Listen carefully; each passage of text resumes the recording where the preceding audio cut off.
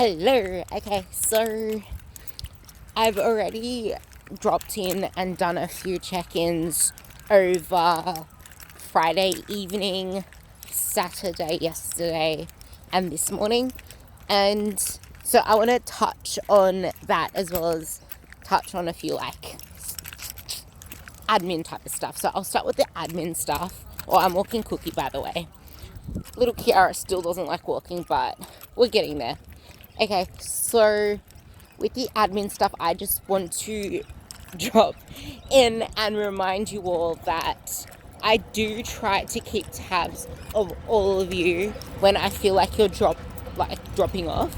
But I also understand that life happens, life's really busy, and a lot of the time there's just too much going on to even think about checking in, saying everything's cool, or filming videos, or posting in a circle, or doing interactive stuff that makes me know you're okay.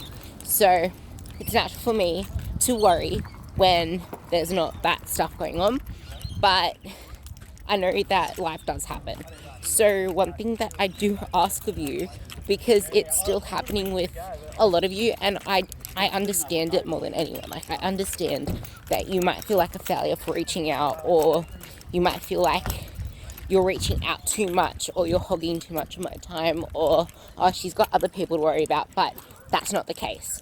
I've said it so many times over and over that I could have 100 people in this group and I would still treat you, well, I try to treat you all like you are my only child, even though I have all of you children in here, which is pretty much how I feel about this team group. I feel like this is my family and I'm like the mama and you guys are my children. I feel that way because it's like a mother trying to, the way that I say this all the time with coaching, it's, so a coach isn't a trainer. A coach, well, it's not just isn't a trainer at all. But a coach isn't just a nutritionist or a trainer or whatever else you see. See other coaches as. A coach is someone that takes you from point A to point B, no matter what that is. There are people in here who are pretty much through periods of their life or periods through their journey, they can't stick to I have examples where I couldn't really help someone with their macros. They were on macros with me. They're on macros with me, and I couldn't really help them with that because they weren't in a period of their life where they could actually adhere to something like that. And then they were also struggling to work out with their training program because of shit that was just happening. So don't feel like a failure if you can't stick to certain things, or you're wasting my time because you can't follow something, because that's not what I'm here for. I'm here to get you to whatever it is that you want to get to, but I realize that there are these little things in your journey, and that's what I've equipped myself with to be able to help you through those ups and downs. I have pretty much, this is my biggest passion. It's pretty much all I do with my life and want to do with my life because I live it, I love it, and I can't even express how much love and joy and fulfillment I get through being that lighthouse. And when I was younger, I used to always walk along the beach because I used to go to the Central Coast every weekend. If you're Australian, you know where the Central Coast is. Well, especially if you're in New South Wales, the Central Coast, it's just beautiful. And I used to walk an hour down the beach just to sit and watch the lighthouse and see it just gliding the thing. And then when I went to Byron Bay once, I drove the whole freaking 12 hours to Byron Bay because we made a lot of pit stops. But yeah, I drove there with one of my best friends, and I woke up every morning still at 5 a.m. to do the morning walk. Actually, no, it was 4 a.m.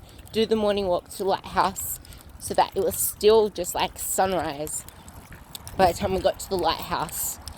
and it was like the top of it because you could like see out at Byron Bay Lighthouse, and it was just like, it was my routine for that whole week we were there. We were there for a whole week, and I loved it. And like, I see the lighthouse as not someone that pretty much has to dictate something, but someone that shows the light, someone that shows where there's the danger, aka the rocks, someone that shows you your path.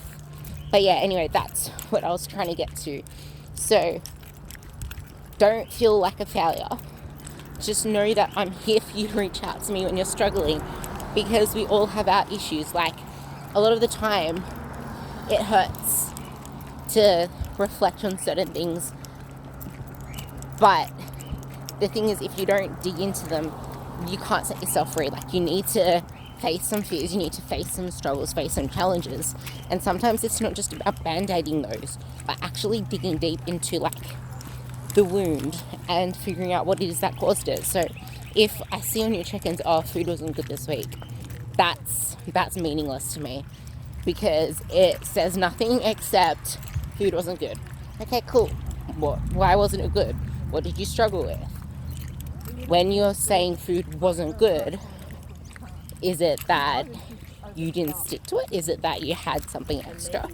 But then saying, oh, I had a Tim Tam here.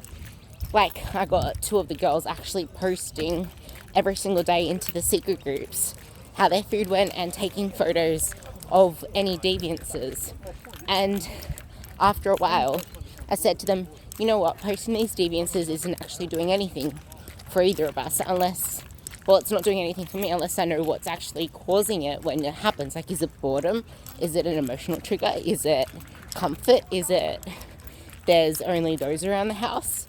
Like, I need to know the triggers of certain things to be able to, like, I might not say anything for a while because I just want to see a trend, and then we can like figure out like better mechanisms. Anyway, that's kind of the admin stuff I wanted to touch on. Like, don't ever feel bad if you're hogging a lot of my time, or if you're reaching out to me a lot, or if you feel like a failure, because failure is not facing up to things and letting yourself spiral down continuously.